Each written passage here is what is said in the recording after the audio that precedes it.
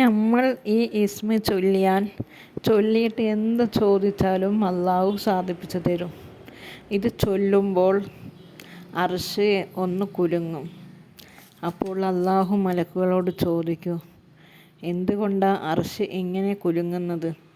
അപ്പോൾ മലക്കുകൾ പറയും, പടച്ചോനെ, അത് ഇന്ന ആൾ ഇന്ന ഇസ്മ ചൊല്ലി നിന്നോട് കൈ ഉയർത്തി ചോദിക്കുന്നു, അടിമ നിമിത്തമാണ്.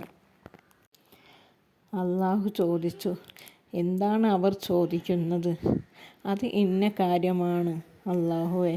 ആ ആഗ്രഹം അള്ളാഹു നിറവേറ്റിത്തരുമെന്ന് നബി സല്ലല്ലാഹു അലൈഹി വസല്ലമ തങ്ങൾ പറഞ്ഞിട്ടുണ്ട്.